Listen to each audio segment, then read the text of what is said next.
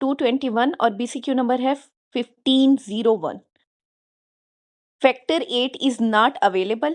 Which of the following can be given as an alternative therapy? तो alternative therapy के लिए factor 8 की replacement के लिए आपने क्या देना है? क्रायोप्रेसिपिटेट देना है। क्रायोप्रेसिपिटेट में क्या चीजें होती हैं? दो चीजें हैं, एक फैक्टर 8 है और एक फैक्टर 13 है। अगर FFP की बात करें तो FFP को P को अगर उल्टा लिखो तो ये 9 बनता है, तो इसमें क्या होगा? Factor 9। Main sport of the uterus, uterus की मेन जो स्पोर्ट है वो क्या है हमारे पास? ट्रांसफर्स सर्वाइकल लिगामेंट है। अगर बात करें मेजर स्पोर्ट की, मेजर स्पोर्ट में क्या होगा? कार्डिनल या फिर इसका दूसरा नाम क्या है? Transfer cervical ligament. लेकिन अगर डायनेमिक स्पोर्ट की बात करें तो डी से डायनेमिक, डी से डायाफ्राम। डायनेमिक स्पोर्ट में क्या होगा? डायाफ्राम होगा। Which part contain enzyme to digest the zona pellucida? कौन से पार्ट के अंदर होंगे एंजाइम? एक्रोजोम, एक्रोजोम के अंदर। और यहाँ पे ही होता है आपका acrosomal reaction. A girl with polycystic ovarian syndrome will have increase, क्या इंक्रीज हो जाएगा उसमें? जब ओवरी PCOS होते हैं ना, polycystic ovary disease, polycystic ovarian syndrome, उसमें क्या होता है? इंसुलिन और LH ल्यूटिनाइजिंग हार्मोन जो है वो बढ़ जाता है। Luteinizing hormone and insulin mainly cause increase in androgen in the PCOS। इसी वजह से फिर वेट गेन होना शुरू हो जाता है।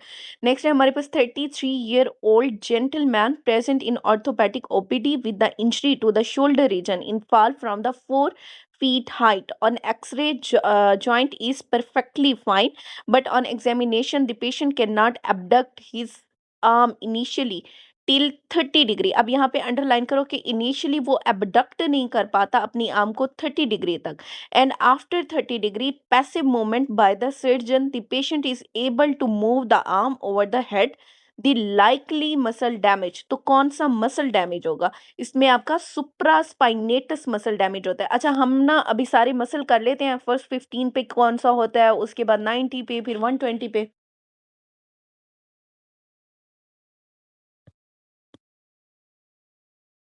ये देखो, आर्म की एबडक्शन इसमें शो कराई हुई है। पिक्चर शो हो रही है डॉक्टर वो स्क्रीन जी नहीं जी। शो हो रही। अच्छा, एक मिनट।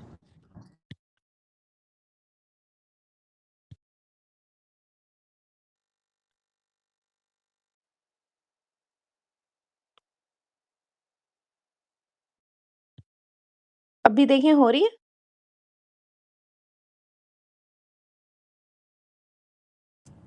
अभी भी नहीं हो रही अच्छा, जब हो फिर मुझे बताइएगा, देखती हूँ। जी।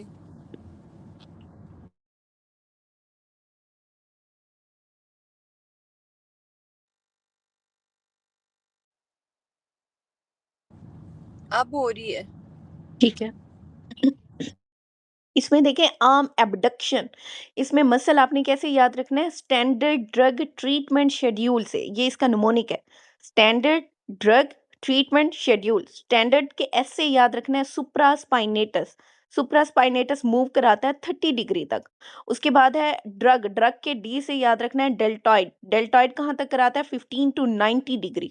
फिर है ट्रीटमेंट, ट्रीटमेंट के टी से याद रखना है आपने ट्रेपीजियस। ट्रेबीसियस कराता है ग्रेटर देन 90 डिग्री।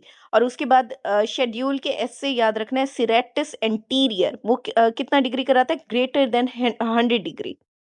तो कैसे याद रखना है? Standard drug treatment schedule, supraspinatus, deltoid, trapezius और सिरेटस एंटीरियर। अच्छा, नेक्स्ट है a man after RTA with excessive blood loss hypotensive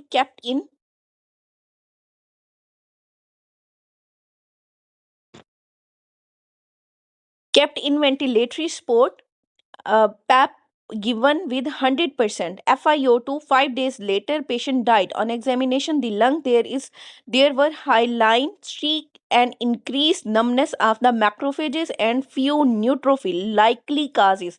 अब देखो, इसमें उसे ऑक्सीजन दी हुई है CPAP के जरिए इन्होंने, जिसमें हम फुल प्रेशर ऑक्सीजन का देते हैं, ठीक है।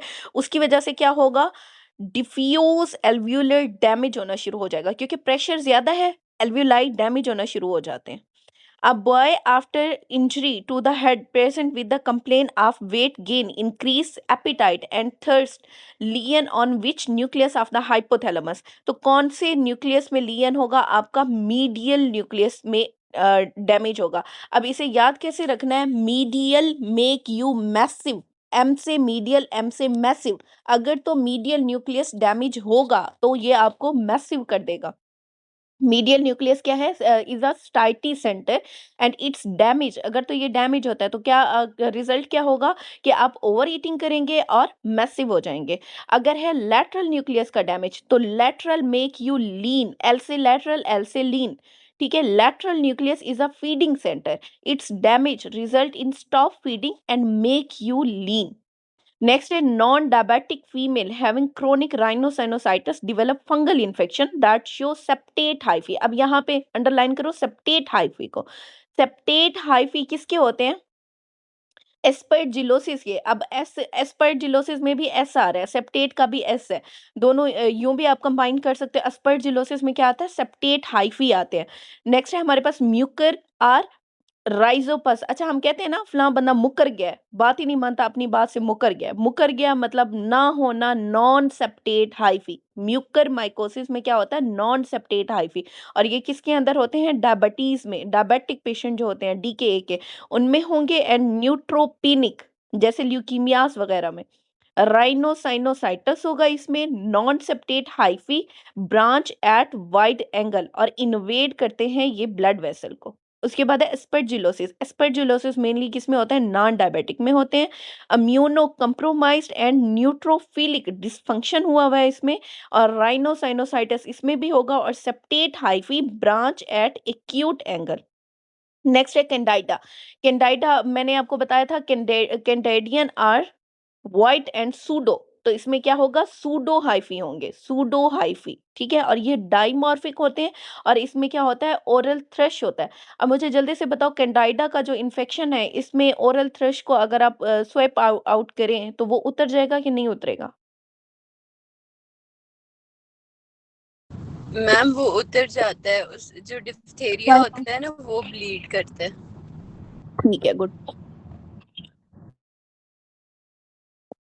नेक्स्ट है क्रिप्टोकोकस। क्रिप्टोकोकस नॉट डायमॉर्फिक है, 5 to 10 माइक्रोमीटर नैरो बडिंग होती है इसमें। और ब्रेन मेनिंजाइटिस एंड इनकेफ्लाइटिस या फिर सो बबल लीजन होती है इन immuno compromised.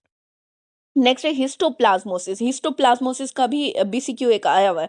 Reticulo endothelial system को ये इन्वॉल्व करता है। नेक्स्ट है young medical student holding 3 book want to hold 4th book from the library. Upon holding the 4th book she drop all the book.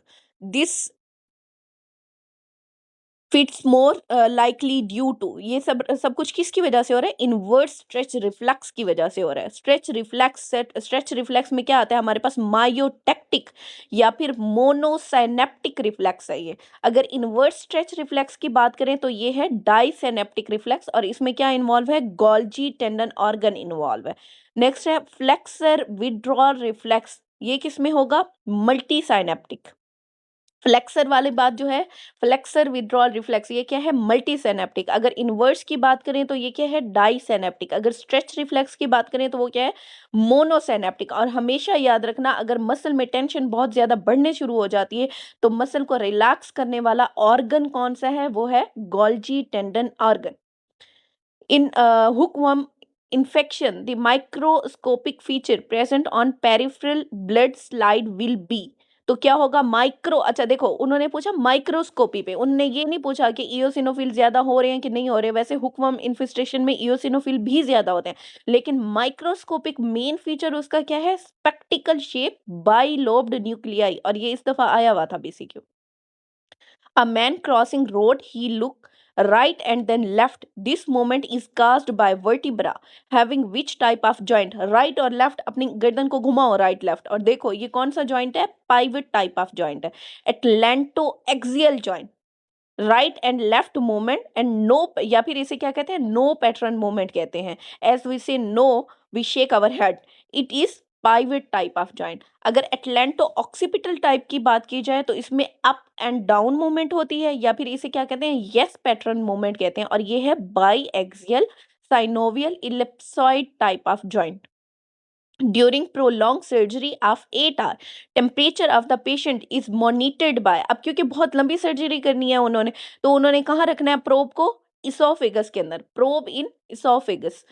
Probe in distal esophagus is easy and reliable method, especially in children. Probe in tympanic membrane is also good method. लेकिन इसमें क्या होता है, क्योंकि ये invasion कर देती है, इसी वजह से हम tympanic membrane के ऊपर नहीं रखते। Pulmonary artery catheter with distal tip thermost thermostat is invasive and gold standard method for measuring the core body temperature. Next है on initial patient interview least likely thing to be done. बिल्कुल आखिर में आप project of image कर सकते हैं, उससे पहले नहीं। अगर पहले करेंगे project and image of authority तो पेशेंट आपका भाग जाएगा। Endometrium thickness is maintained by which of the following hormone. Thickness कौन मेंटेन करता है, प्रोजेस्टेरॉन। और प्रोजेस्टेरॉन के फंक्शन याद करने के लिए मैंने नमूनिक आपको बताया हुआ है, मिसाल MESAL। ME से क्या है, मेंटेन एंडोमेट्रियल थिकनेस, या फिर proliferation phase is greater then secretary phase that is greater then alveoli and lobule. अगर ईस्ट्रोजन की बात करें तो ईस्ट्रोजन ब्रेस्ट डक्ट डेवलपमेंट करता है और एंडोमेट्रियल प्रोलिफरेशन करता है। एक और चीज हमने ईस्ट्रोजन की पढ़ी थी कि ये सेकेंडरी सेक्सुअल डेवलप करने में हेल्प करता है, सेकेंडरी सेक्सुअल डेवलपमेंट। अच्छा, नेक्स्ट है word maintenance of the endometrium proliferation of progesterone only proliferation by oestrogen.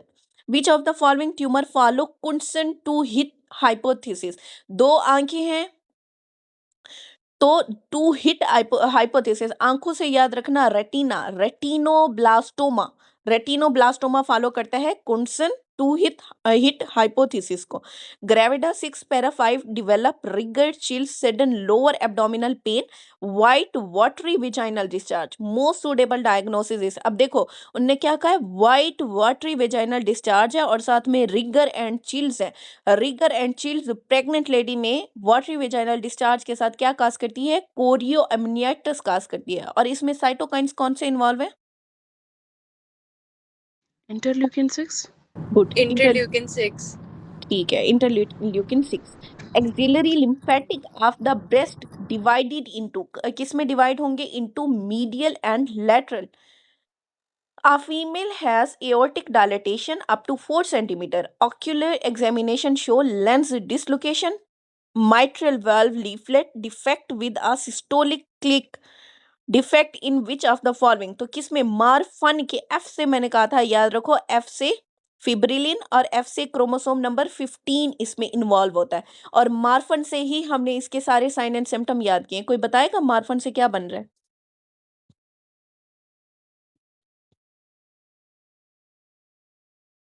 बताओ मार्फन से क्या बन रहा है। मैम इसमें मिड सिस्टोलिक क्लिक होती है, ऑक्यूलर ए से जो है, उसके अलावा ऑक्यूलर लेंस डिसलोकेशन होती है, उसके अलावा ओसिफिकेंस भी आई टॉल थिंक। हाइट होती है, और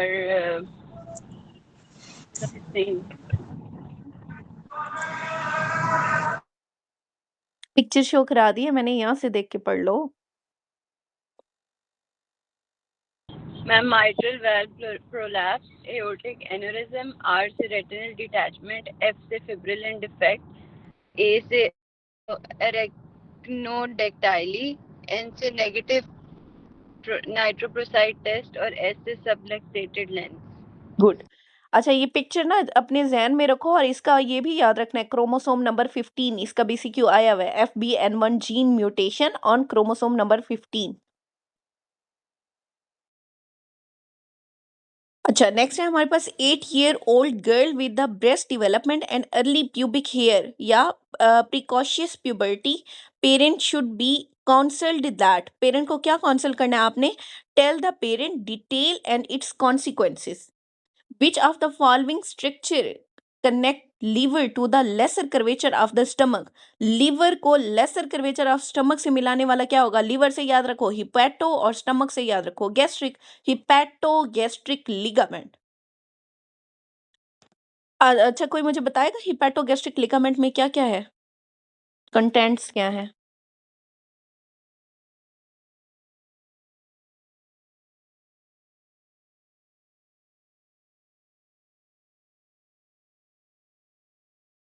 याद है, भूल गए? मैम हिपैटोगैस्ट्रिक में उसमें जो है हमारे पास वो होती है ना पोर्टल ट्राइड। नहीं, वो तो हिपैटोड्यूटेनल में होती हैं। पिक्चर शो कराई है, देखो जरा कहाँ है। और जो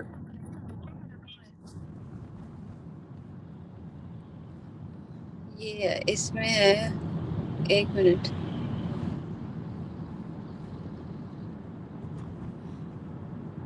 गैस्ट्रिक वेसल्स। गुड, ये पिक्चर यार अच्छे से रट लो इसे। मुझे लगा था अभी तक ये सारी चीजें आपको आती हैं। ये सारे लिगामेंट और उसके कंटेंट बहुत इंपॉर्टेंट हैं, ये कहीं ना कहीं बार बार रिपीट हुए हुए हैं, तो इसे अच्छे से रट लेना।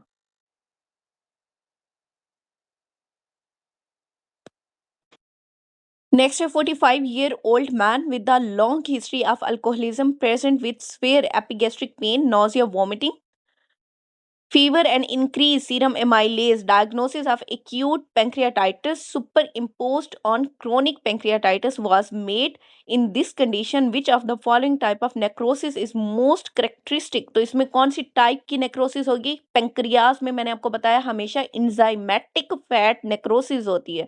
अगर ब्रेस्ट की बात करें तो उसमें ट्रोमैटिक फैट नेक्रोसिस होगी। टॉक्सोप्लाज्मोसिस इज क्या है? पैरासिटिक डिजीज है। कंपोनेंट ऑफ इनेट इम्यूनिटी, इनेट कौन सी होती है? जो बाय बर्थ होती है। एक्टिव अगेंस्ट वायरस, तो कौन सी? नेचुरल किलर सेल इसमें होंगे। नेचुरल किलर सेल का फंक्शन क्या है?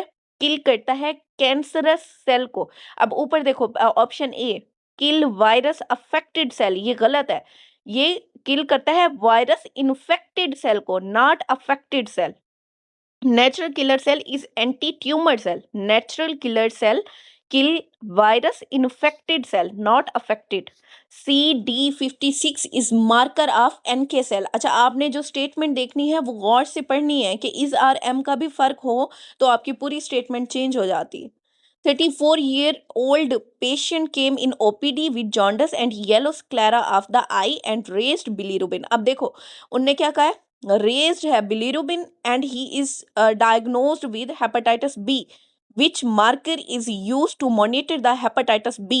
तो कौन सा मार्कर यूज करेंगे? SGPT या फिर इसे क्या कहते हैं? ALT। एल से क्या था हमारे पास? लोड, वायरल लोड, ठीक है। और ALT, इस एल से ना वायरल लोड को आपने याद रखना है, या तो वो या फिर SGPT, एक ही बात है। Infundibulum of the pituitary gland is related to which of the following? Infundibulum, infundibulum को देख के आपको ऐसे नहीं लगता जैसे कोई लंबा सा पाइप हो? तो उस पाइप से याद रखना है ट्यूब्रेलिस, पार्स ट्यूब्रेलिस। विच हार्मोन का softening of the cervix? Softening of cervix के लिए मैंने आपको पहले भी बताया था कि जब डिलीवरी हो रही होती है ना और उसमें लेबर प्रोलॉन्ग हो जाता है तो सर्विक्स को सॉफ्ट करने के लिए आप ग्लैंडिन रखते हो पर वेजाइनल, तो उससे याद रखो prostaglandin, prostaglandin. which we save population from the tetanus by giving vaccine for prevention in the form of vaccine। tetanus की वैक्सीन कैसे देते हैं? as a tetanus toxide in aortic opening if diaphragm is constricted, which of the following structure will be compressed along the aorta? तो कौन सी चीज compress होगी along aorta? thoracic duct और azygous vein। अब यहाँ पे इन्होंने सीक्वेंस आपको बताया हुआ है, एओर्टिक ओपनिंग है, इसोफिगल ओपनिंग है और केवल ओपनिंग है। इसे आपने याद रखना है वॉइस ऑफ अमेरिका से। वी से है वेना केवल ओपनिंग, ऑफ से आपने याद रखना है इसोफिगल ओपनिंग और अमेरिका से याद रखना है एओर्टिक ओपनिंग। और तरतीब से याद रखो फिर 8 10 12। वॉइस ऑफ अमेरिका, वेना केवल ओपनिंग में क्या होगा? उसके नाम से ही जाहिर है इंफीरियर वेना केवा होगी और राइट साइड की फ्रेनिक होगी। इसोफेगल ओपनिंग से क्या पास करेगा? इसोफेगस, राइट और लेफ्ट बगस और लिम्फेटिक। और एओर्टिक ओपनिंग से एओर्टा, थोरेसिक डक्ट और एजाइगस वेन पास करेगी। या इसे आपने याद रखना है नुमोनिक आटा से, ATA, ए से एओर्टा, T से थोरेसिक डक्ट और A से azygos when. Which has largest cross sectional area? Largest cross sectional area किसका होता है? कैपिलरीज का होता है। Sweat gland and pilo erector muscle are supplied by, इन्हें कौन सप्लाई करता है? Post ganglionic sympathetic cholinergic. Sympathetic cholinergic post ganglionic supply is to which of the following? किसे सप्लाई करेगा ये? स्वेट ग्लैंड को सप्लाई करेगा। Which muscle are involve in forceful inspiration? अब यहाँ पे वर्ड फोर्सफुल को गौर से अब पढ़ो। फोर्सफुल की बात की है तो उसमें क्या आएगा? डायफ्राम भी आएगा, आपके एब्डोमेन के मसल भी आएंगे। उसमें क्या है? एक्सटर्नल इंटरकोस्टल, स्टेर्नोक्लीडोमास्टाइड, साथ में ये नेक के मसल भी शामिल है। स्टेर्नोक्लीडोमास्टाइड है, सेरेटस इंटीरियर है और स्क्लेनाई मसल है। अब मुझे ये बताओ, एनाटॉमिकल लैंडमार्क के लिए नेक के अंदर हम कौन सा मसल यूज करते हैं?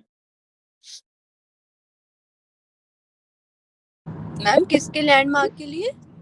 नेक में एनाटॉमिकल लैंडमार्क अगर आपने लेना है सीवीपी वगैरह डालने के लिए तो आप कौन सा मसल? वो स्टेर्नोक्लीडोमास्टाइड, अगर मैं कहूँ स्टेर्नोक्लीडोमास्टाइड ऑप्शन में नहीं है, फिर Serratus इंटीरियर पे है। गुड। अच्छा, ये डायग्राम ना आपकी बुक में तो बनी हुई है लेकिन वो वाजे नहीं है। यहाँ से देखो,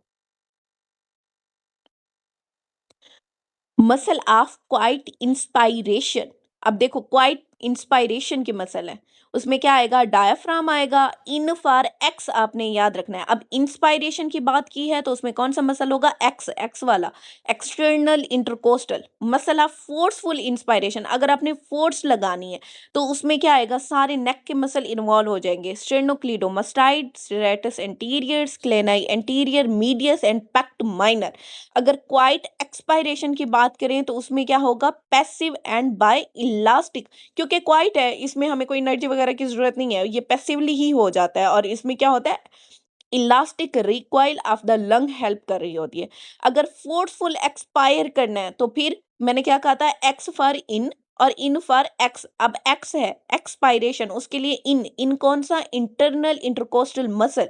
अगर एक्सेसरी मसल ऑफ एक्सपायरेशन की बात करें, एक्सेसरी एक्स्ट्रा मसल, तो कौन से होंगे? एब्डोमेन के muscle, abdominal muscle, external oblique और rectus abdominis. External intercostal can be used in quiet inspiration as well as forceful inspiration. ये important बात है, इसे स्टार कर लो। After RTA injury to the cervical region, difficult in breathing due to damage of, तो कहाँ पे damage होगा? Diaphragm के लेवल पे।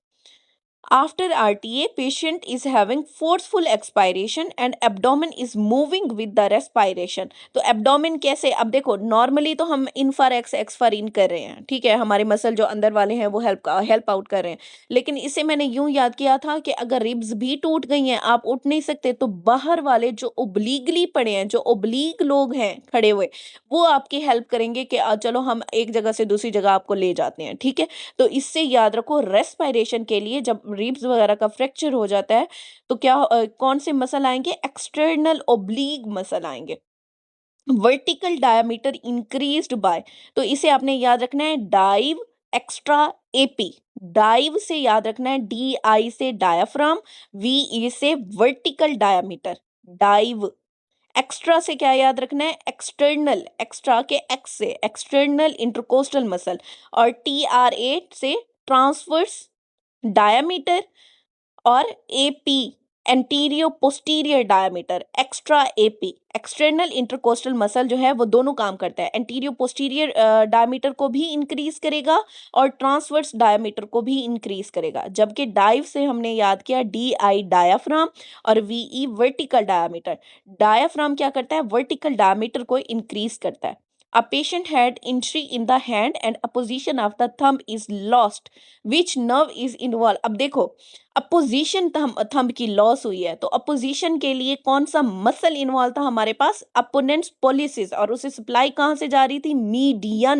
मीडियन नर्व सप्लाई करी थी अपोनेंट्स पोलिसिस को। इसी वजह से अपोजिशन ऑफ थंब लॉस्ट हो गई है। Right border of the heart is formed by, अब देखो बॉर्डर भी राइट है तो एट्रिया भी राइट साइड का होगा, राइट एट्रियम इसे बना रहा है।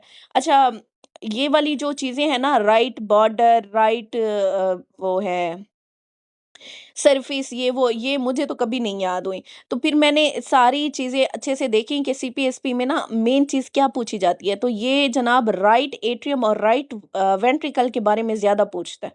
तो अगर कहीं समझ ना आ रही हो, पहले तो होप सो आपको याद होंगी चीज़ें, अगर नहीं आ रही ना तो राइट एट्रियम और राइट वेंट्रिकल के बारे में आपने ज़्यादा सोचना है।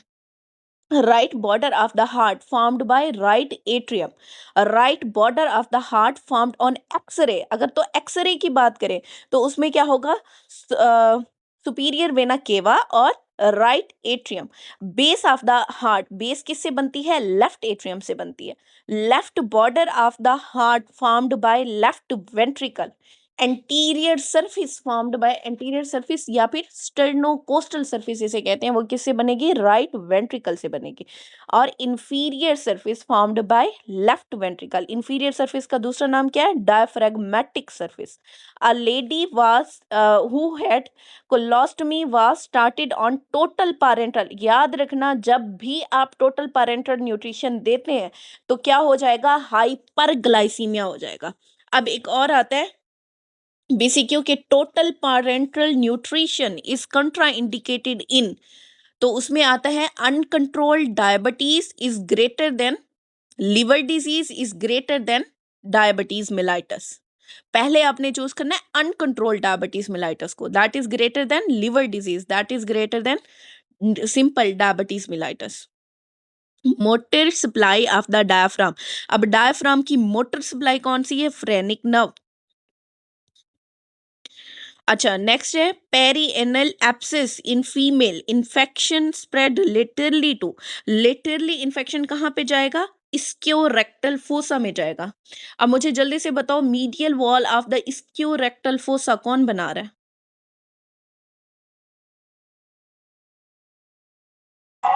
लेवेटर एनाई। यहाँ पे दो मसल होते हैं, एक स्लोपिंग में होता है और एक लैटरल वॉल पे होता है, तो उन दोनों के नाम बता दे मुझे।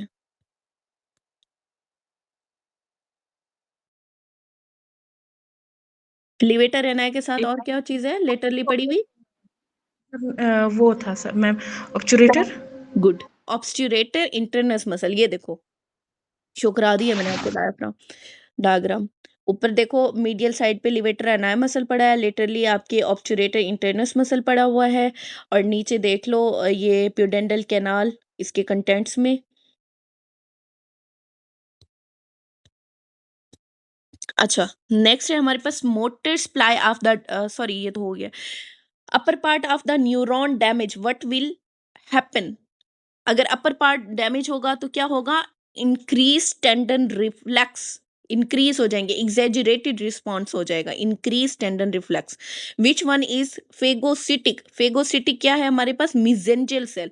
Diagnostic test for the bronchial asthma, bronchial asthma में FEV1 over FVC is less than 65%।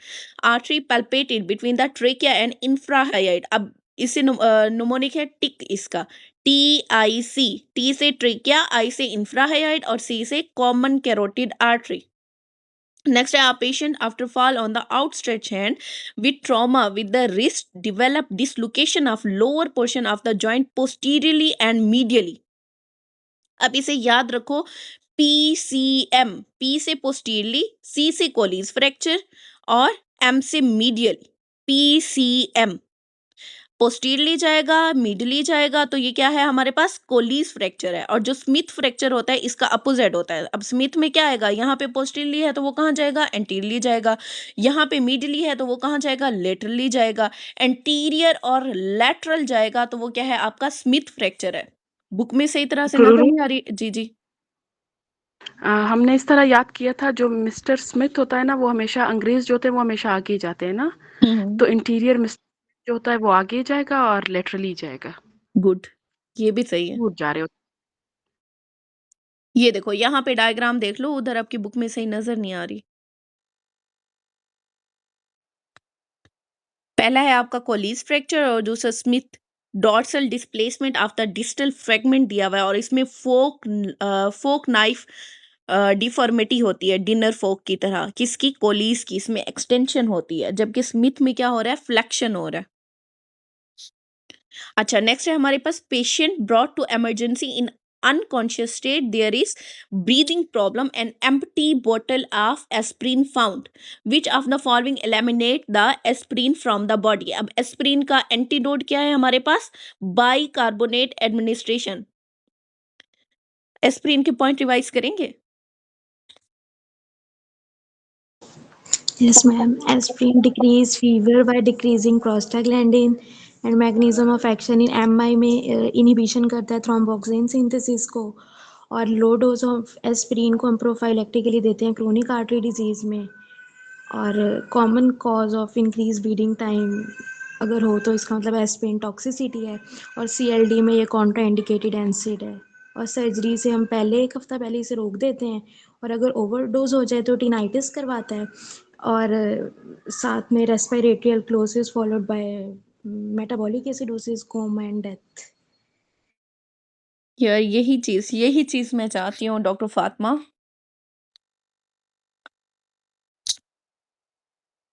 बहुत अच्छा। नेक्स्ट है moderate haemorrhage can be diagnosed clinically as. कैसे डायग्नोस करेंगे, मॉडरेट हेमरेज अगर हुआ है तो उसमें पोस्चरल डिजीनेस होना शुरू हो जाती है। A woman has no difficulty in walking but can not stand from the sitting position due to weakness of which muscle. अब देखो, खड़ा नहीं हो पा रहा, बैठ के फिर खड़ा नहीं हो पा रहा, तो कौन सा मसल डैमेज होगा, आपका ग्लूटियस मैक्सिमस मसल डैमेज होगा। और मैंने कहा था ये है तो बड़ा मसल, लेकिन इसे नर्व सप्लाई कौन सी जाएगी, इंफीरियर ग्लूटियल नर्व। और वेडलिंग गेट किसकी वजह से होते हैं, ग्लूटियस मीडियस और मिनिमस के डैमेज होने की वजह से। और इसमें जो नर्व सप्लाई होगी वो कौन सी है, superior gluteal nerve. 23-year Premi Gravida present to obstetric department in second stage of labor. On examination, the sacral promontory was not reachable and pelvic arch was narrow and prominent scale spine. अब यहाँ पे underline करो, prominent scale spine है इसमें, और sacral प्रोमोटरी is not reachable. तो कौन सी type की पेल्विस है, जब कहें कि सैक्रल प्रोमोटरी रीचेबल नहीं है तो याद रखना ये हमेशा एंड्रॉइड टाइप पेल्विस होगी। और मेल जो होता है ना मेल, उसमें पेल्विस कौन सी होती है, एंड्रॉइड टाइप होती है। अच्छा, अगर फेवरेबल टू डिलीवरी है तो वो कौन सी होगी, आपकी गायनाकाइड पेल्विस होगी। अगर तो फिंगर रीचेबल टू सेक्रल प्रोमोटरी हो गए हैं तो क्या होगा, हमारे पास कॉन्ट्रैक्टेड पेल्विस होगा। 60-year-old male present with history of fever, significant weight loss, painful micturition, hematuria, flank mass. This his HB is 18। अब देखो 60 साल का बंदा है, एक तो यहाँ से भी आपको पता चल गया, दूसरा पेनफुल मिक्चुरेशन और वेट लॉस हुए जा रहा है, फ्लैंक में मास भी है, ऊपर से हिमाचूरिया भी है। अब आइडियली तो ये होना चाहिए था, क्योंकि हिमाचूरिया है तो एज भी कम होनी चाहिए, लेकिन यहाँ पे एज भी कितना है, 18 है। तो ये किसकी तरफ जा रहा है, रीनल सेल कार्सिनोमा की तरफ जा रहा है। नेक्स्ट है if patient develop fracture of neck of fibula, nerve damage that will lead to foot drop will be. तो फुट ड्रॉप में हमेशा याद रखना कॉमन पिरोनियल नर्व डैमेज होती है। पिरोनियल को हमने कैसे याद किया था, पैड से, पिरोनियस इवर्ट और डॉर्सीफ्लेक्स, याद है ना। अभी पिक्चर शो कराती हूँ मैं,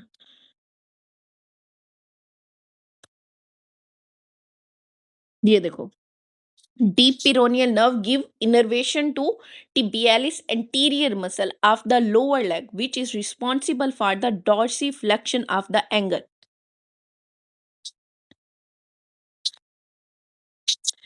अच्छा, नेक्स्ट है a patient came in emergency with blow to the anterolateral part of the temporal region and period of unconsciousness for 3 minute and VN problem, vessel most likely damages. तो कौन सी vessel damage होगी, इसे याद रखना है हमेशा, Tyrion वाले जगह पे anterior division of middle meningeal artery, MMA, इसे याद रखना है माशाल्लाह से। तो उस क्योंकि वो माशाल्लाह की तख्ती हम एंटीरियरली लगाते हैं ना, जब भी घर बनाते हैं तो आगे सामने लगी होती है, तो उससे याद रखो anterior division of middle meningeal artery. Next है cytotoxic drug paclitaxel is classified in which class. तो किस में क्लासिफाई होगी, microtubule inhibitor. Primitive streak ectoderm and endoderm meet at, तो ये दोनों कहाँ पे मिलते हैं? At cloacal membrane. Female patient with the lung tumour and small sheet on the microscopy associated with which paraneoplastic syndrome. तो कौन सा पैरानियोप्लास्टिक सिंड्रोम है? ये कुशिंग सिंड्रोम है, कुशिंग सिंड्रोम. और इसमें क्या चीज इंक्रीज होती है कुशिंग में? ACTH and cortisol. ACTH. Good, ACTH.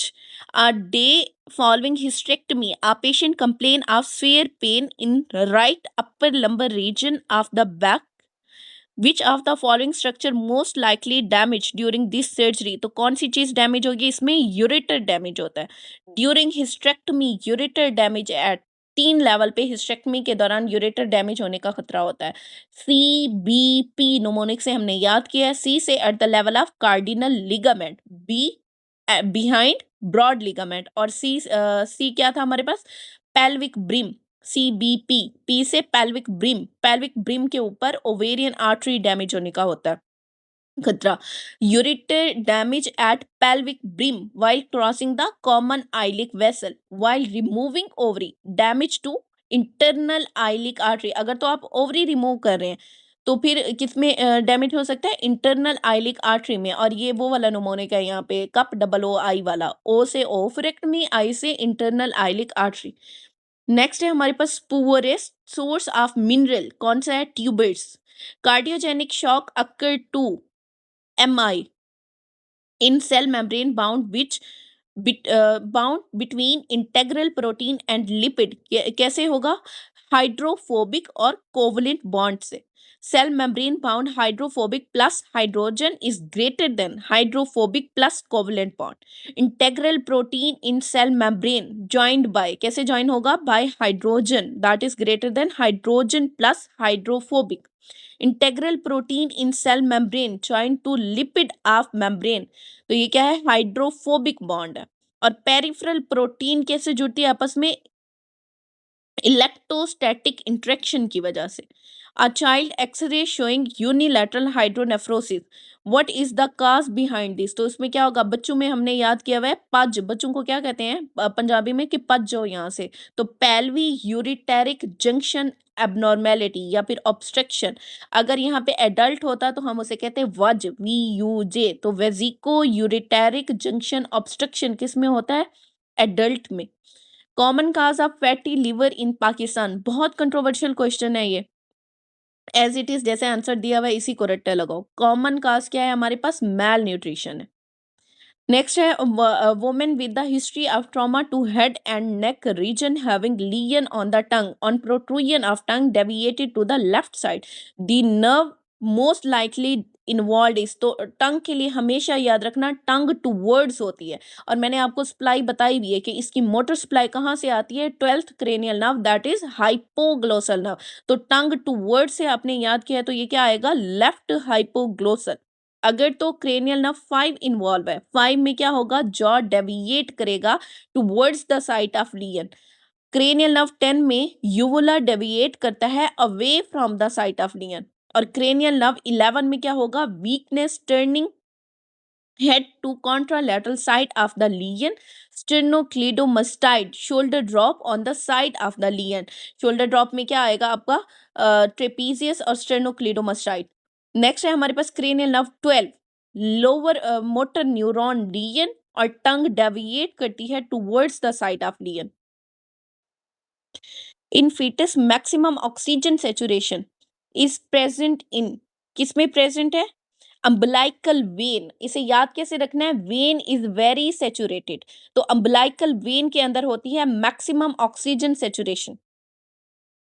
Which one has highest saturation of oxygen? तो highest saturation of oxygen किस में होगी हमारे पास? umbilical vein में.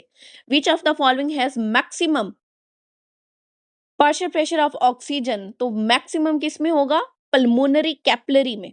अगर maximum partial pressure of oxygen की बात करें तो वो होता है पल्मोनरी कैपिलरी के अंदर.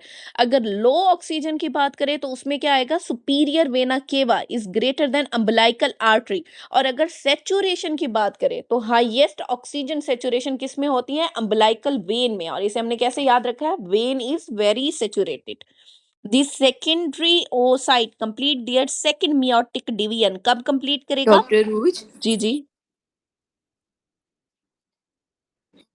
डॉक्टर रूज ये जो दिया है ना सीक्वेंस लो ऑक्सीजन वाला,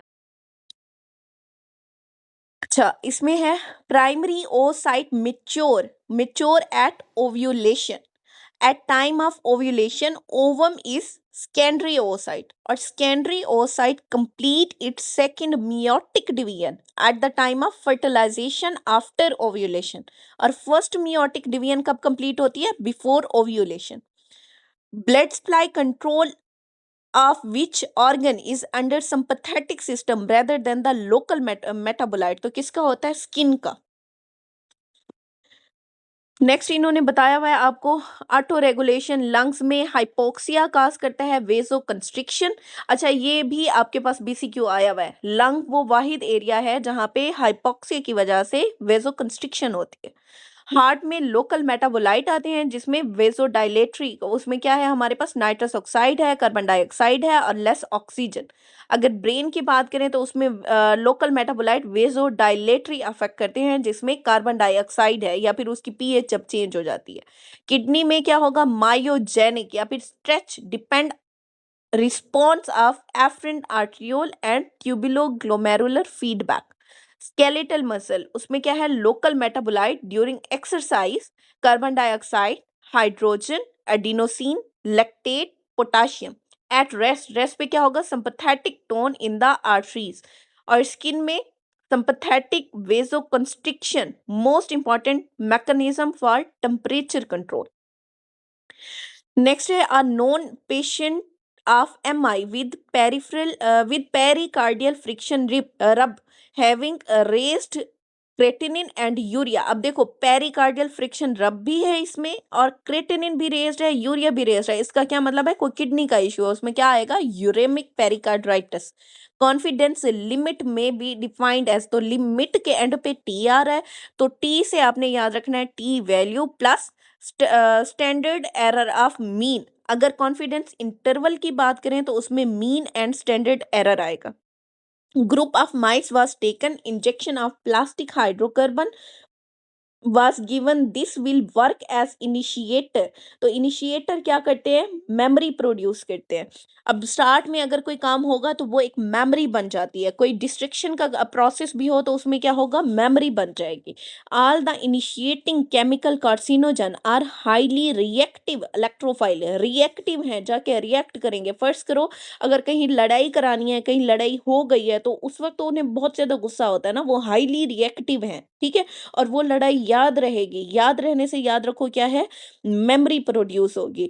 there target are DNA, RNA and protein. They cause permanent DNA damage. अब जो पहली लड़ाई होती है उसने क्या करना है? उसमें परमानेंट दिल तोड़ देना है कि नहीं यार, उसे लड़ना नहीं चाहिए था हमारे साथ लेकिन वो लड़ पड़ा, दिल टूट गया. तो एक तो वो पूरी जिंदगी आपको बात याद रहेगी, दूसरा वो परमानेंट डीएनए डैमेज करती है and rapid irreversible and has memory.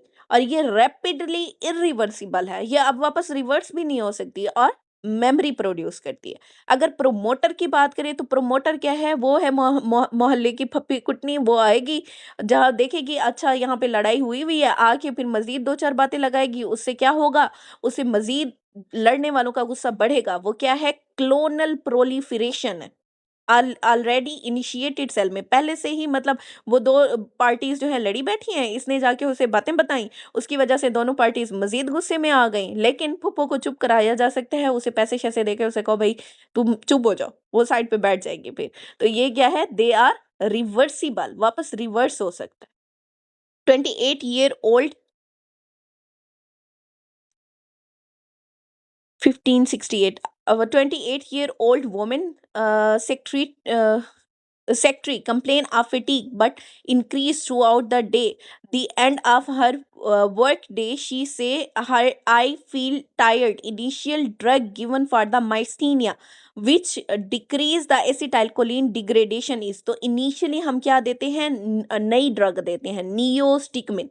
माइसीनिया gravis में क्या होता है? एंटीबॉडी बनते हैं against postsynaptic voltage gated channel के cause damage to acetylcholine receptor। और इसमें डायग्नोस्टिक टेस्ट कौन सा कराते हैं आप? एसिटाइलकोलिन रिसेप्टर एंटीबॉडीज कराते हैं। और इसके अपोजिट हमेशा याद रखना है आपने लैम्बर्ट ईटन। लैम्बर्ट ईटन में क्या होता है?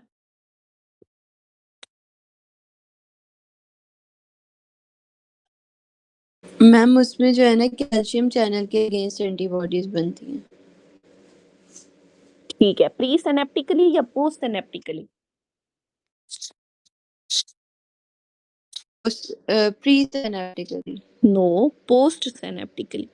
नहीं पोस्ट में ही बनती हैं।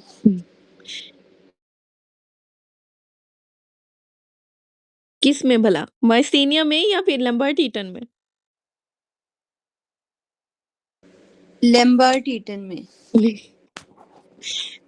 लैम्बर्ट ईटन में प्री सिनेप्टिकली कैल्शियम चैनल के खिलाफ बनते हैं और माइस्थेनिया ग्रेविस तो में मैंने पोस्ट यही बोला सिनेप्टिकली था बनते हैं। ना। तो फिर आप अपनी बात पे कायम तो क्यों नहीं पहले रही हैं? मैंने अगर मैं कोई बात गलत बताऊंगी आप कहेंगी हाँ ठीक है।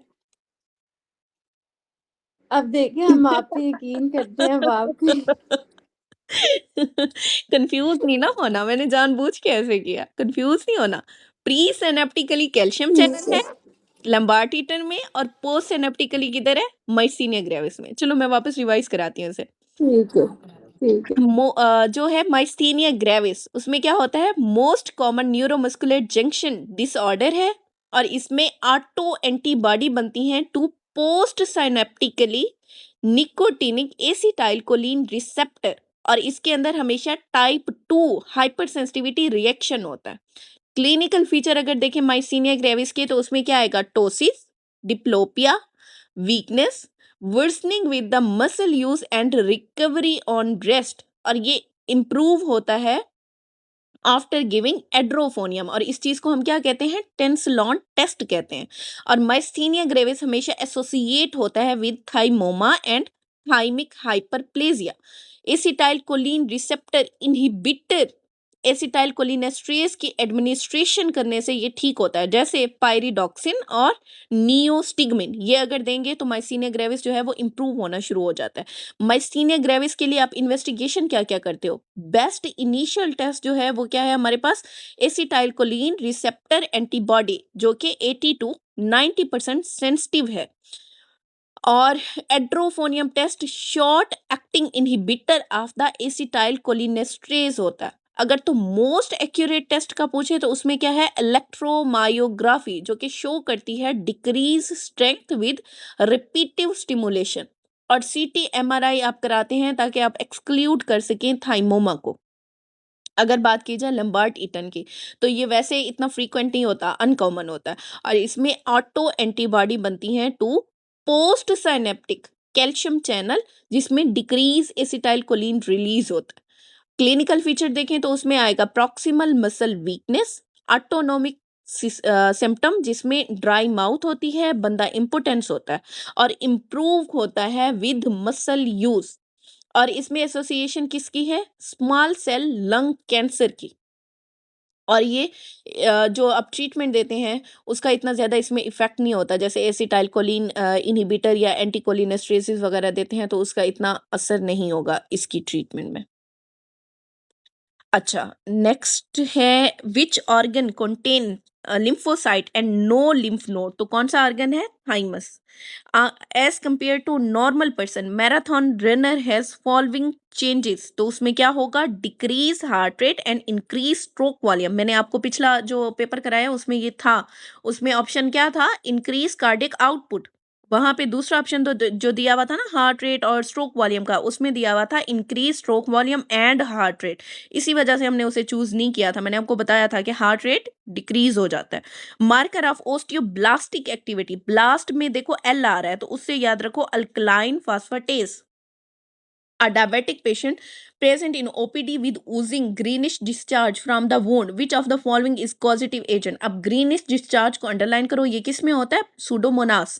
Patient has RTA and fracture of the ilium and sacrum. Which structure is likely get damage in the pelvis? अब देखो ilium और sacrum दोनों का फ्रैक्चर है, तो कौन सी स्ट्रक्चर pelvis के अंदर डैमेज होगी? तो वो क्या है? हमारी रेक्टम है। Umbilical level at which vertebral level? तो कहाँ पे होगा? T10 के लेवल पे।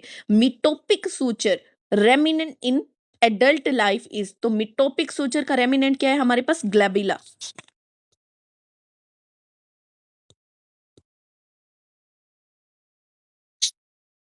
ये देखो, ये है ग्लैबिला, ये हमारी नोज से ऊपर और फोरहेड से नीचे वाला पॉइंट है। यहाँ देखो, ये है ग्लैबिला। अच्छा, नेक्स्ट है period during remission and relapse. Remission और रिलैप्स में कौन सा पीरियड होगा हमारे पास? लेटेंट पीरियड होगा। 14-year-old girl came with painful leg ulcer on leg and mild jaundice. What is probable diagnosis? अब देखो, पेनफुल लेग अल्सर्स हैं, तो किस में होगा ये? सिकल सेल में। During exercise there is, exercise में क्या होता है? ऑक्सीजन कंजम्पशन इंक्रीज हो जाती है। एक्सरसाइज इंक्रीज ऑक्सीजन कंजम्पशन और carbon dioxide production. Parasite rate in the blood is calculated in which age? तो कौन सी एज में कैलकुलेट करते हैं? Below 5 years। Upper part of vagina form by canalization of, upper part किसकी वजह से होगा? Lower fear of paramesonephric duct. अब मुझे लोअर पार्ट बताओ किससे बनता है?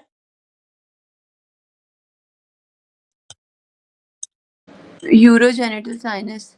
गुड, ठीक है।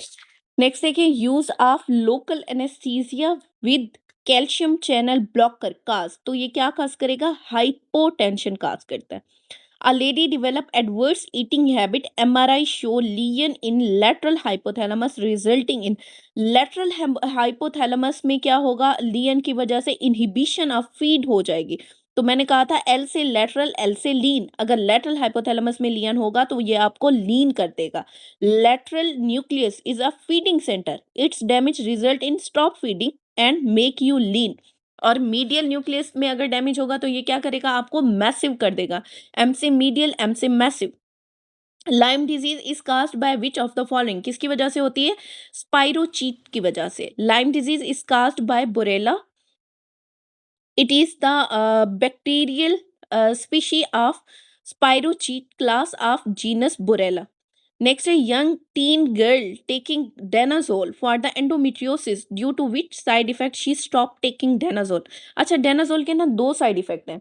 एक तो है ये डीपनिंग ऑफ वॉइस करती है और दूसरा हिस्टोटिज्म काज करती है। हिस्टोटिज्म तो फिर भी किसी हद तक बंदा कर लेता है ना उसे, लेकिन अगर मर्दों वाली लड़कियों की आवाज हो जाए तो क्या वो मेडिसिन लेगी? कभी भी नहीं लेंगी। ठीक है, तो इसी वजह से हमने प्रेफर किया डीपनिंग ऑफ वॉइस को ग्रेटर देन हिस्टोटिज्म।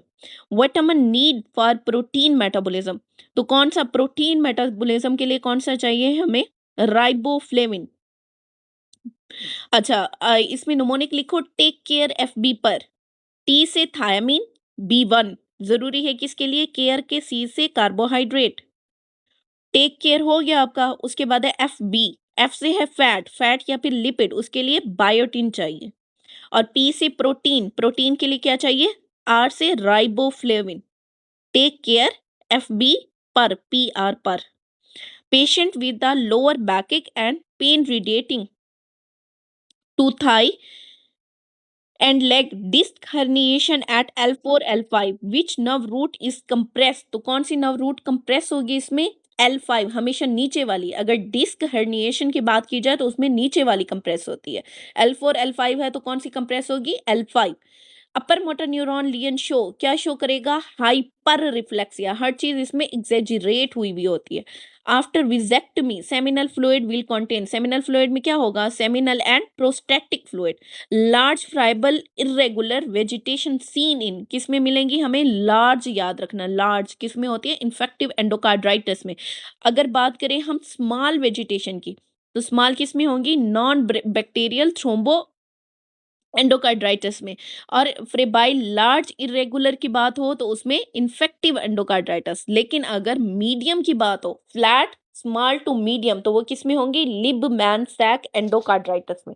अभी थोड़ा सा ना हम इन्फेक्टिव एंडोकार्डाइटिस देख लेते हैं यहाँ।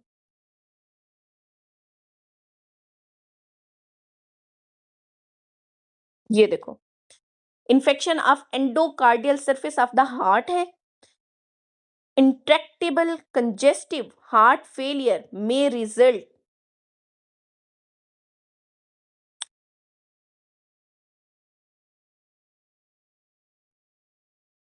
इफ अनट्रीटेड जनरली ये फिटाल होता है। इसमें होगा क्या क्या? Subacute endocarditis symptom are suitable and non specific. Roth spot मिलते हैं कहाँ पे? रेटिना के अंदर, retinal haemorrhage with small clear center, और साथ में फ्लू लाइक सिम्टम होंगे जिसमें लो ग्रेड इंटरमिटेंट फीवर होता है।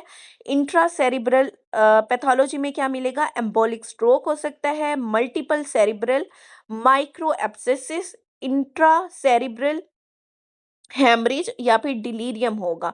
कंजक्टाइवल हेमरेज, पेरिकार्डियल रब और प्लूरल इफियन अरिथमियाज होंगे, जानविलियन होंगे और स्प्लिंटर हेमरेज हैं विद ऑसलर नोड। ये सारा कुछ किस में हो रहा है? इन्फेक्टिव एंडोकार्डाइटिस में हो रहा है। अच्छा, नेक्स्ट है हमारे पास myasthenia gravis with bilateral ptosis at night, which test will help the diagnosis? तो मैंने आपको बताया अभी, acetylcholine receptor antibody. Myasthenia gravis में antibody against postsynaptic voltage gated calcium channel होती है। और डायग्नोस्टिक टेस्ट क्या है? Acetylcholine receptor antibody. Most accurate confirmatory या फिर गोल्ड स्टैंडर्ड की बात की जाए तो उसमें क्या है? EMG, electromyogram. Initial test for the myasthenia gravis, initial test आपने कराना है तो उसमें सॉरी इनिशियल ड्रग, इनिशियल अगर ट्रीटमेंट आपने देनी है तो उसमें नई ड्रग देनी है, नई से नियोस्टिगमिन याद रखो। Drug of choice for maintenance therapy, तो मेंटेनेंस के लिए कोई भी बंदा किसी बंदी के साथ तब ही रहता है जब वो प्यारी हो, लंबे अरसे तक तब रहेगा जब वो प्यारी हो। तो प्यारी से याद रखना है पायरिडॉक्साइन, ये क्या है? मेंटेनेंस थेरापी है क्योंकि लंबे अरसे के लिए यूज करनी है। नेक्स्ट है फाइजोस्टिगमिन। फाइजोस्टिगमिन क्या करती है? अब फाइजोस्टिगमिन को आपने फाइजोस्टिगमिन नहीं पढ़ना, इसे पढ़ना है फाइजा। जो फाइजा है ना वो लड़ती बहुत है और दिमाग को चढ़ जाती है, उससे याद रखो क्रॉस करती है ये ब्लड ब्रेन बैरियर इमीडिएटली और इंक्रीज करती है एसिटाइल कोलिन।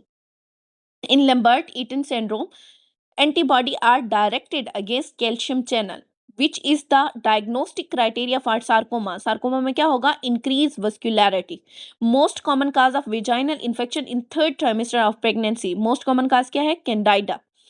और correlation coefficient R value, perfect relation between two variable क्या है? +1. Young girl with a history of gum bleed, menorrhagia, her peripheral blood smear show large platelet. अब यहाँ पे underline करो large platelet को, and platelet count is 12,000 per liter. Which of the following is diagnosis? तो क्या diagnosis है इसका?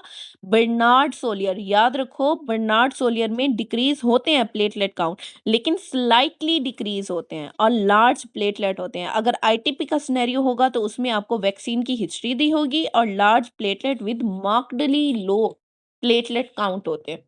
True about monocyte. Monocyte में क्या है? Develop from the same precursor way, जैसे जहां से मतलब न्यूट्रोफिल बने थे वहां से ही मोनोसाइट बनते हैं आपके। Major antigen presenting cell, major कौन से हैं हमारे पास? डेंड्रिटिक सेल है। Which of the following is constructive tissue in the brain? तो कंस्ट्रक्शन करनी है, कंस्ट्रक्शन कह रही हूँ, connective tissue in the brain. मैंने इसे याद कराया हुआ है कि ब्रेन को ना एज एग याद रखो, एग से oligodendrocyte. Pathological deficit in malignant hyperthermia क्या होता है? रियानोडीन रिसेप्टर के ऊपर, ये तो खैर आपको रट्टा होना चाहिए, हेलोथेन के साथ मैंने कराया हुआ है। Continuous transfusion for the thalassaemia, side effect क्या? साइड इफेक्ट है इसमें हाइपरक्रोमाटोसिस। अच्छा, अब दो चीजें याद रखनी है आपने, एक रफीउल्ला और एक डबल ए, दोनों में ये दोनों उल्टे लिखे हुए हैं। आपने डबल ए को फॉलो करना है, आपकी डबल ए वाली सीक्वेंस ही एसके सीरीज में चल रही है, तो रफीउल्ला को आपने यहाँ पे फॉलो नहीं करना, ठीक है। इसमें मैसिव ट्रांसफ्यूजन क्या काज करेगा? डॉक्टर वो इसको याद करने का तरीका बता दें, ये मिक्स हो जाते हैं हमेशा। हाँ यही बता रही हूँ, मैसिव ट्रांसफ्यूजन। अब देखो कोई चीज बहुत ज्यादा भारी या मैसिव दे दी है आपने, फर्ज करो आपको एक रोटी की भूख थी, मैंने आपको 10 रोटियां दे दी और कहा ये खाओ, तो आप क्या कहोगे कि ये तो बहुत ज्यादा है, देखो इतना लंबी लाइन लगा दी तुमने या इतना ज्यादा चीजें दे दी मुझे, तो उससे क्या होगा? हाइपर, हाइपर मैसिव में हाइपर, हाइपर क्लीमिया हो जाएगा, ठीक है। अब दूसरा ये है कि मेहमान हमारे घर आते हैं, हम कहते हैं अच्छा ठीक है 1 दफ़ा 2 दफ़ा आए अच्छे लगते हैं। अगर वो बार-बार वीक में वो 4-5 दफ़ा आपके घर आएँगे ना, आप कहेंगे यार क्या मसला है, पता नहीं क्यों बार-बार आ जाते हैं। तो रिपीटेड चीज़ क्या करती है, आपकी इज़्ज़त को कम कर देती है। कम से याद रखो हाइपोकैल्सीमिया। रिपीटेड ट्रांसफियन में क्या आएगा? हाइपोकैल्सीमिया। अगर रोटी ज़्यादा दे दी है तो वो हाइपर हो गया, हाइपरकैलीमिया। या फिर यूँ यूँ याद रखो कि मैंने अगर आपको डाँटा, बहुत ज़्यादा डाँट दिया तो आप भी गुस्से में आ जाओगे, आप भी हाइपर हो जाओगे, तो हाइपरकैलीमिया। अब एक ही बेचारा बच गया, इसे ऐसे ही याद रखो। मल्टीपल या कंटीन्यूअस में क्या होगा? हीमोक्रोमाटोसिस। मैंने ऐसे याद किया था, इसके अलावा अगर कोई किसी के पास अच्छा है याद करने का तरीका तो मुझे भी शेयर कीजिए। या यही याद रहेगा?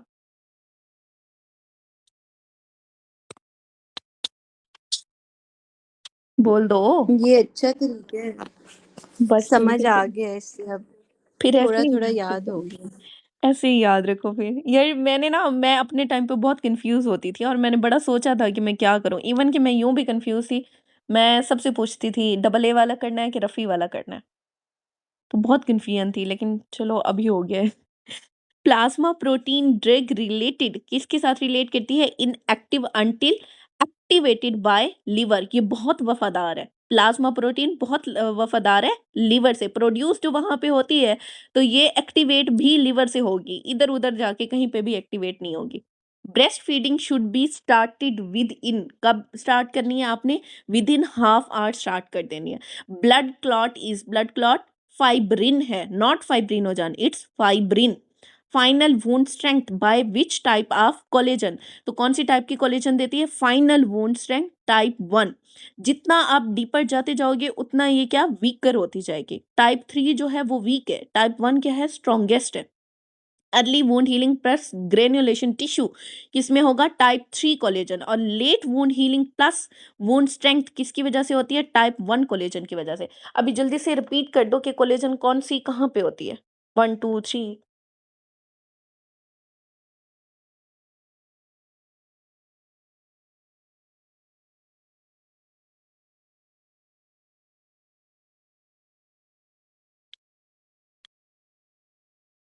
याद है ये पिक्चर?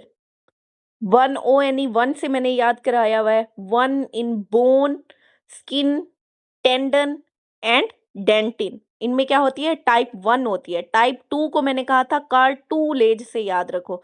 कार्टिलेज में टाइप 2 होती है। टाइप 3 को 3 के आगे अगर एक लाइन लगाओ तो उसे क्या बन जाएगा? ब्लड वेसल्स और बेबी स्किन। उसमें क्या होती है? टाइप 3 कोलेजन होती है।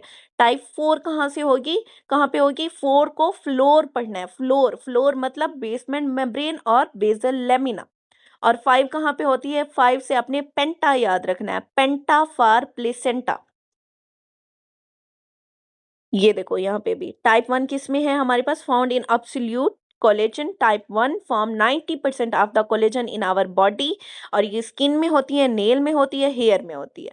टाइप 2 किस में है? इलास्टिक कार्टिलेज में, like air. This type is linked to anti ageing property. Type 3 किस में है? ब्लड वेसल में है और मसल्स में है। टाइप 4 किस में है? Found in the egg white. This collagen also form the basement membrane for the organ including kidney. और टाइप 5 का यहाँ पे बताया हुआ है इन्होंने कि कॉर्निया में भी होती है और एम्ब्रियोनिक डेवलपमेंट में भी हेल्प करती है। अच्छा नेक्स्ट है ट्यूमर स्प्रेसर जीन कौन सा है? P53। Which of the following cause increase in renin level? Renin level को कौन इंक्रीज करता है? Decrease stretch on the cardiac receptor. जब स्ट्रेच डिक्रीज होगा तो वो डिटेक्ट करेगा कि वॉल्यूम या फिर ब्लड प्रेशर कम है, तो उसकी वजह से रेनिन एंजियोटेंसिन एल्डोस्टेरोन सिस्टम जो है वो एक्टिवेट हो जाएगा और वो इंक्रीज कर देगा फिर ब्लड प्रेशर और ब्लड वॉल्यूम को। The girl present with the ascites right side pleural effusion mass in the ovary. O I C. देखो एसाइटिस भी हैं, प्लूरल इफियन भी है और मास भी है इन द ओवरी। ये एक सिंड्रोम है, कौन सा? मीग्स। मीग सिंड्रोम, गुड। और इसमें ट्यूमर मार्कर कौन सा एलिवेट होगा? CA 125। Most common organ affected in primary amyloidosis, तो कौन सा होता है? Kidney. Grow above the hilum of the left lung is for, किसके लिए होगा? For arch of aorta, left side पे है ना, तो लेफ्ट साइड पे किसके लिए होता है? आर्च ऑफ एओर्टा के लिए। Patient with the posterior 1/3 tongue carcinoma the lymphatic drainages, अब पोस्टीरियर 1/3 की बात की गई है, तो उसमें कहाँ जाएगा वो? जुगलो ओमोहाइड में। अगर एंटीरियर 2/3 ऑफ द टंग की बात करें तो वो जाएगा सब मैंडिबुलर में। अगर टिप ऑफ टंग की बात की जाए वो कहाँ जाएगा? सब मेंटल में। और पोस्टीरियर 1/3 ऑफ द टंग की बात की जाए तो वो कहाँ जाएगा? ओमोहाइड में। Hormone responsible for glycolysis, gluconeogenesis and कीटोजेनेसिस। अब देखो तीनों जो है ना, एक तो 2 जेनेसिस हैं और एक लाइसिस है, तो ये किस में होगा? हमारे पास ग्लूकागॉन। ग्लूकागॉन क्या करता है? ये बहुत तरस खाता है हम पे। जब भी देखेगा ना कि हमें ग्लूकोज की जरूरत है, ये जाएगा जहां जहां मर्जी ग्लूकोज छुपा हो, जिस फॉर्म में छुपा हो, ये वहां से निकालेगा, उन चीजों को तोड़ेगा और हमें ग्लूकोज देगा। बस यूं याद रखो, ये हमारी बहुत अच्छी सहेली है। कुछ भी होगा, ग्लूकागॉन ने हमें ग्लूकोज देनी है। Carbon dioxide is regulated by, कैसे रेगुलेट होता है? By negative feedback. An ECG of patient with the electrolyte disturbance show U wave, inverted T wave, prolong PR interval on ECG due to. अब यहाँ पे U wave and inverted T wave को underline करो। ये किस में होता है? हमारे पास हाइपोकलीमिया में। Hypokalaemia. Furunculosis on tip of nose spread to cavernous sinus via, कैसे स्प्रेड होती है? Via ophthalmic vein. Prostacyclin is produce by, तो याद रखना प्रोस्टासाइक्लिन हमेशा प्रोड्यूस होती है by the vascular endothelium. 11-month baby brought by mother with a complaint that the baby is semi-conscious and listless. On examination, no response to the vocal stimulation. अब यहाँ पे underline करते रहो। देखो लिस्टलेस भी है, वोकल रिस्पॉन्स पे वो वोकल स्टिमुलेशन पे कोई रिस्पॉन्स भी नहीं दे रहा, और उसके जिस्म पे कंटूजन्स है, स्मॉल पर्पल कंटूजन। तो ये किस चीज का सिनेरियो हुआ? फिजिकल अब्यूज का केस है ये। Contusion and no response to the vocal stimulus indicate physical abuse. After 3rd week of gestation, blood vessel and connective tissue cell form type of villus, कौन से villus बनाएंगे? tertiary villus बनाते हैं। Branches of the umbilical artery and umbilical vein grow into mesoderm, and in this way the chronic villi are vascularized. These are tertiary villi. The muscle that is attached more than one joint and prevent excessive movement of the proximal joint is called, तो इसे हम क्या कहेंगे? Fixator कहेंगे। In nephrogenic diabetes what will occur, तो nephrogenic में क्या होता है? Extra cellular fluid osmolarity increase हो जाएगी। नेफ्रोजेनिक डायबिटीज इंसिपिडस में एडीएच वर्क नहीं करता रीनल ट्यूब्यूल के ऊपर, जिसकी वजह से वाटर एब्जॉर्प्शन नहीं हो पाती। सारा वाटर जो है वो फिल्टर्ड होना शुरू हो जाता है इन द यूरिन, और साल्ट इंक्रीज करना शुरू कर जाता है इन extra cellular fluid.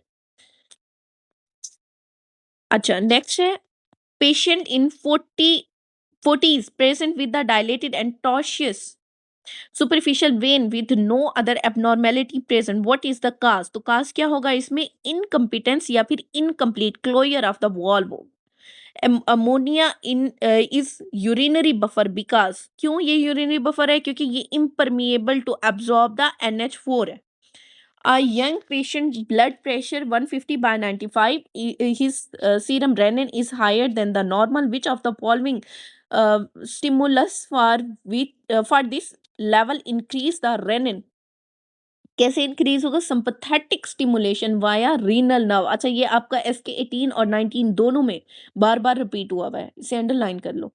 Early investigation of leprosy is, leprosy के लिए आप क्या करते हैं? नेजल स्क्रैपिंग टेस्ट करते हैं। बैक्टीरिया विच इज कार्सिनोजेनिक, तो कौन सा है वो? H pylori. और क्या काज करेगा? H पाइलोरी क्या काज करता है? अल्सर और कार्सिनोजेनिक की बात हो रही है उसमें। Gastric carcinoma. गुड। और वो कौन से ब्लड ग्रुप के साथ एसोसिएट करेगा? ओ नहीं, ए हाँ, ए के साथ गैस्ट्रिक कार्सिनोमा होता है, और ओ जो है मैम वो ड्यूडेनल अल्सर के साथ हाँ, होता है ना? वो ड्यूडेनल के साथ होता है। अच्छा, इसे मैं नहीं भूल सकती क्योंकि मेरा ए पॉज़िटिव है ना, तो मैं वहाँ से याद रखती हूँ कि हो सकता है, खुदा ना खास्ता। अच्छा। आगे देखो, 60-year-old man patient with 8 month history of progressive generalised lymphadenopathy. अब अंडरलाइन कर लो सीधा-सीधा लिम्फेडिनोपैथी को। अभी आपने ना मुझे ये सारे पॉइंट रिपीट कराने हैं, एएमएल, एएलएल, सीएमएल वाले। मैंने लिखवाए हुए हैं बाकायदा। अच्छा, यहाँ पे लिम्फेडिनोपैथी आ गया, उसके बाद है peripheral film show mature lymphocyte likely diagnosis. अब देखो मैच्योर लिम्फोसाइट, इसका मतलब क्या हुआ कि यहाँ पे क्रश्ड हो गए हैं लिटल लिम्फोसाइट। तो क्या कहेंगे इसे? CLL, crushed little lymphocyte. अच्छा, कौन रिपीट करेगा ये सारा कुछ? AML, ALL, CLL वाला। जी मैम, मैम ALL से स्टार्ट करते हैं, जो बच्चों में होता है ना, चाइल्ड से, मतलब ये 10 ईयर वाली एज से हम इसका कर लेते हैं। और इसमें ना बॉल टॉल से बी सेल और टी सेल्स होते हैं इसमें। इसके अलावा CD19 और CD20 पॉजिटिव होता है और लिम्फोसाइट्स होते हैं। उसके बाद एज आ जाएगी CML वाली 40-50 ईयर।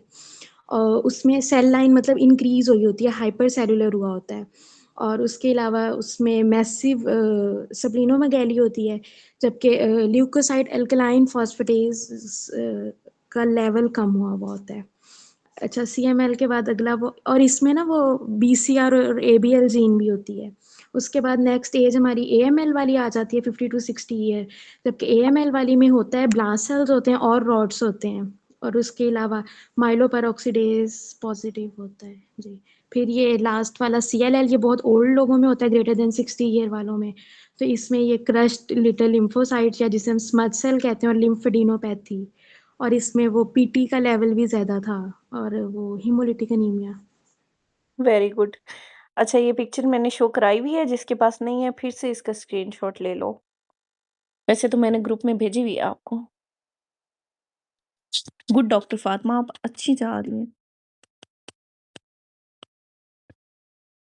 अच्छा, नेक्स्ट है in hyperemesis gravidarum which metabolic disturbance are seen. तो क्या मिलेगा उसमें? मेटाबॉलिक अल्कलोसिस होगा।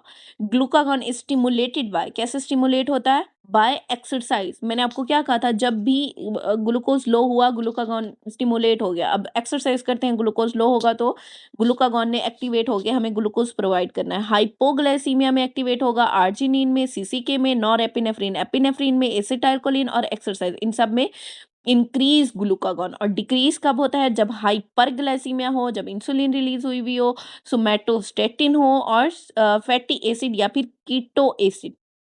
Non CLD patient develop oedema. The likely mechanism is, oedema कैसे डेवलप होता है? Due to decrease oncotic pressure. Peripheral oedema in CLD में क्या होगा? Loss of albumin, low oncotic pressure. Ascites in CLD, अब CLD में इसाइटीज का reason क्या है? Portal hypertension. रीनल ओरिजिन में याद रखना हमेशा लॉस ऑफ एल्ब्यूमिन हुई होती है। Nephrotic syndrome oedema due to किसकी वजह से होगा? हाइपो एल्ब्यूमिनीमिया की वजह से। अगर नेफ्रिटिक सिंड्रोम की बात करें तो उसमें साल्ट एंड वाटर रिटेंशन हुई होती है।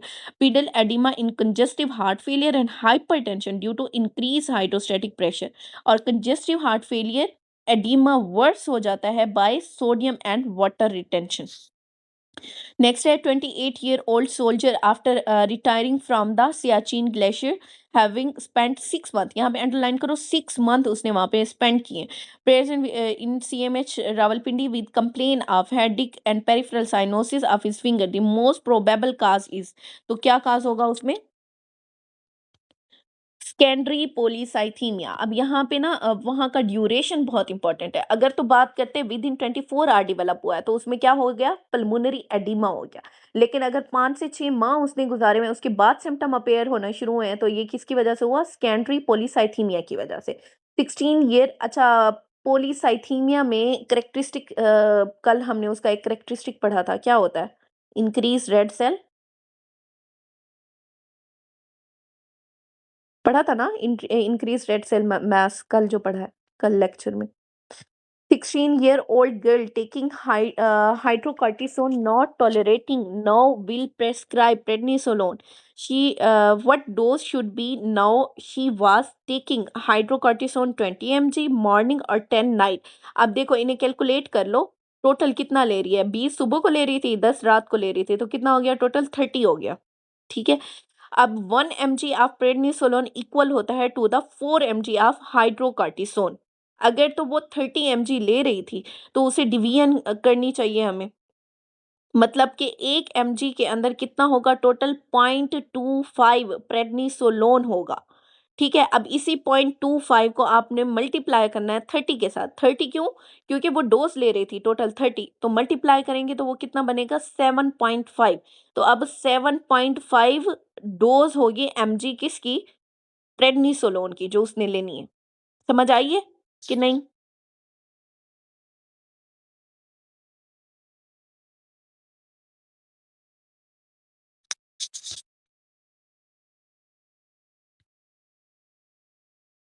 डॉक्टर फातिमा, डॉक्टर नाजमीन बोले. मैम वही देख रहे हैं कि मतलब समझ मैम आपने नहीं आया. बताया कि 4 mg. एक यस मैम मिनट. एक दफा ठीक है, मैं फिर बताते हैं. देखो, हाइड्रोकार्टिसोन जो है ना, वो आपने ज्यादा देनी है देन प्रेडनिसोलोन. मतलब अगर एक बंदे में आप डोज दे रहे हो प्रेडनिसोलोन 1 mg, तो उसका बराबर की डोज अगर हाइड्रोकार्टिसोन आपने देनी है तो वो 4 mg देनी है. मैं ये सिर्फ एग्जांपल दे रही हूँ, डोज नहीं बता रही आपको, सिर्फ एग्जांपल दे रही हूँ कि इतना इन दोनों में फर्क है. ठीक है. अगर आप प्रेडनिसोलोन दे रहे हो 1 mg, तो वो इक्वल होगी 4 mg ऑफ हाइड्रोकॉर्टिसोन के. ये है एक एग्जांपल. अब यहाँ पे उन्होंने कहा है कि ये बंदी जो है हाइड्रोकॉर्टिसोन कितना ले रही थी टोटल? 30 mg, 20 सुबह 10 शाम को. अब इस 30 mg की डोज को आपने रिप्लेस करना है प्रेडनिसोलोन की डोज से. तो बताओ कितनी प्रेडनिसोलोन देनी चाहिए कि वो बराबर हो जाए हाइड्रोकॉर्टिसोन 30 mg के? तो देखो 1 mg ऑफ प्रेडनिसोलोन जो होता है ना, वो इक्वल होता है 4 mg ऑफ हाइड्रोकॉर्टिसोन के. ठीक है. अब हाइड्रोकॉर्टिसोन वो कितनी ले रही थी? 30 mg ले रही थी. तो इसका मतलब हुआ 1 mg ऑफ हाइड्रोकॉर्टिसोन किसके इक्वल है? 0.25 ऑफ प्रेडनिसोलोन के इक्वल है. पॉइंट्स. हाँ सही है. ठीक है. अभी समझ आ गई? इसी वजह से उसे हमने मल्टीप्लाई किया 30 के साथ, तो वो 7.5 हमारी डोज आ गई. Yes ma'am. अच्छा, यूं भी ना करो, छोड़ो इसे. 30 डिवाइडेड बाय 4 करो, क्या आंसर आता है? 7.5. गुड. बस यही कर लो. नेक्स्ट है the undifferentiated germ cell in seminiferous tubule. Undifferentiated, मैंने आपको बताया हुआ है कि टाइप ए स्पर्मेटोगोनिया जो है वो डिफरेंशिएट नहीं होते फर्दर, वो अनडिफरेंशिएटेड रहते हैं. Type A spermatogonia 1 year. अच्छा, एक दिन ना मैं इसका पूरा लेक्चर आपको दे दूंगी, स्पर्मेटोसाइट्स, ओगोनिया और स्पर्मेटोगोनिया. आई थिंक कल रख लेते हैं सारा, फिर मैं आपको बता दूंगी. 1-year-old boy was brought to doctor with complaint of inability to swallow. On examination, there was regurgitation of the milk with cleft palate. What is the commonest cause of the cleft palate? तो common cause क्या है cleft palate का? Multifactorial inheritance, मतलब multifactorial है.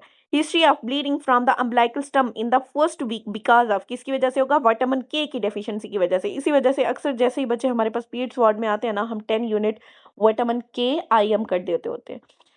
Nor epinephrine synthesis require which enzyme? तो कौन सा enzyme जरूरी है? Dopamine hydroxylase. Birth canal innervated by, innervate होती है by the inferior hypogastric nerve that is greater than pudendal nerve. ये लास्ट से लास्ट आइटम में आया हुआ है. What is quick way to loss heat? Heat loss करने के लिए cutaneous vasodilation. Most common complication of rubella in the 7 week pregnancy. तो रुबेला को हमने याद किया था दिलरुबा से. 7 हफ्ते से पहले पहले आप अपनी दिलरुबा की ना तो अच्छी ना तो ये देखते हो वो गोरी है या काली, उसकी ना मतलब अपीयरेंस दिखाई देना आपको बंद हो जाती है. तो उससे याद रखो व्हाट? कैटरेक्ट. और 7 हफ्ते के बाद आप उसके खिलाफ बातें सुनना भी छोड़ देते हो, तो वो क्या है? डेफनेस. ओवरऑल की बात की जाए, ओवरऑल रूबेला इन प्रेगनेंसी क्या काज करती है, deafness is greater than cataract. Next है ligament pierce at last during the epidural, तो एंड पे जो पायर्स होगा वो कौन सा है, ligamentum flavum. Macrophage cell in respiration, respiration में कौन से सेल होते हैं हमारे पास, डस्ट सेल होते हैं, alveolar dust cell macrophages. Regarding